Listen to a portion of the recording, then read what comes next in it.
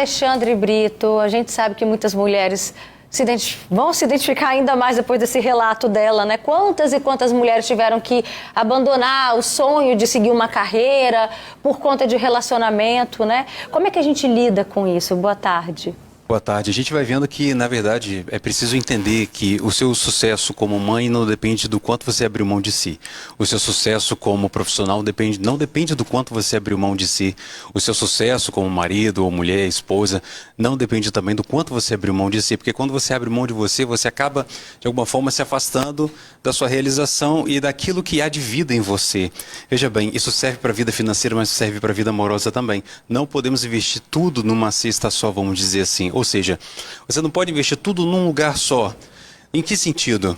Você tem que distribuir um pouco sua energia e dentre essas distribuições tem que ter você. Então você vai distribuir um pouco para o trabalho, um pouco para o relacionamento, um pouco para os filhos. Às vezes é muito para os filhos ou muito para o relacionamento, mas é fundamental que isso ainda tente procurar algum equilíbrio.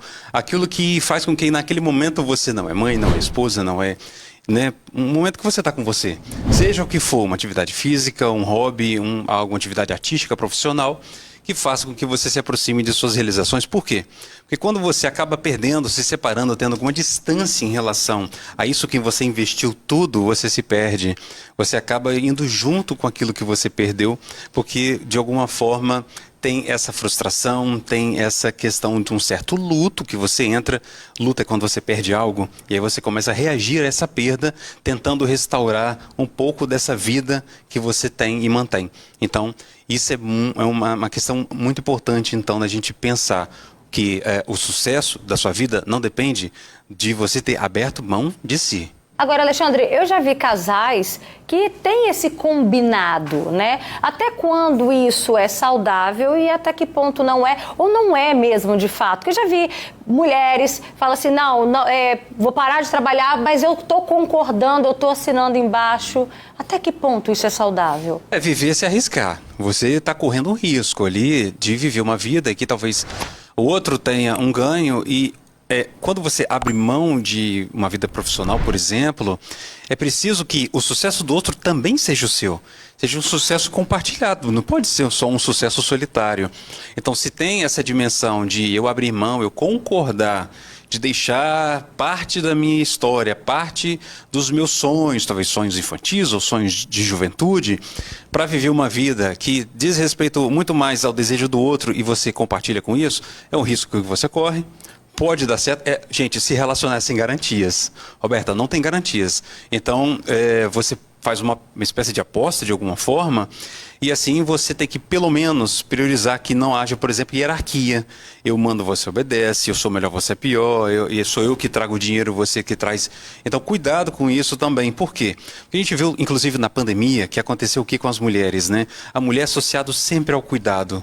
Então, faz com que teve essa sobrecarga também. Então, além de ter que cuidar de si, cuidar da casa, cuidar do trabalho, cuidar dos filhos, cuidar do mundo, né? Então, se alguém adoecia na pandemia, era a mulher que se deslocava para cuidar de alguém, não era o homem.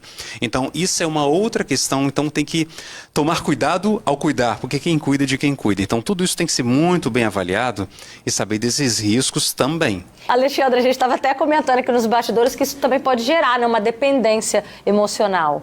Hoje a gente comentou e ela encerrou justamente a fala dela usando essa expressão, né? Porque você, veja bem, quando às vezes você está num relacionamento, você investe, você faz alguns sacrifícios, mas o outro acaba te fazendo mal.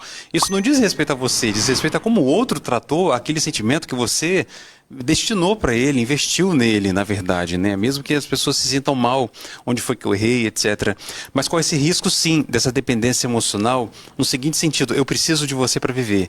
Isso pode até ser bonito, tem nas músicas, tem algumas histórias de romance, mas para a vida não serve.